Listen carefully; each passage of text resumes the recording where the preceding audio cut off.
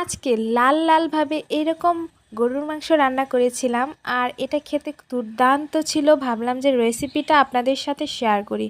খুব ইজি ওয়েতে এই রান্নাটা করা যায়। প্রথমত আমি এখানে গরুর মাংস নিয়ে নিয়েছি, তারপরে আস্ত গরম মশলা দিয়ে দিয়েছি পরিমাণ মতো, তারপরে পেঁয়াজ বাটা, আদা বাটা আর রসুন বাটা দিয়ে দিয়েছিলাম, তারপরে দিয়েছি হলুদের গুঁড়া, মরিচের গুঁড়া আর গরম মশলার গুঁড়া আর জিরার গুঁড়া, আর দিয়েছিলাম পরিমাণ মতো লবণ, আর লাস্টে দিয়েছিলাম 2 টুকরোর মতো কাঁচামরিচ বাটা। তারপর পরিমাণ মতো তেল দিয়ে ভালো করে বেশ কিছুক্ষণ সময় নিয়ে আমি এই মাংসটা মেখে নিয়েছি। আর এই কাজটা অবশ্যই কিছুক্ষণ সময় নিয়ে করবেন, কারণ এই মাখানোর ভিতরে এই গরুর মাংসের টেস্টটা নির্ভর করে। তারপর চুলায় আমি বসিয়ে দিয়েছিলাম, আর ঝোলটা শুকানোর পর এই পর্যায়ে আমি গরম পানি অ্যাড করে করে এই মাংসটা রান্না করেছিলাম।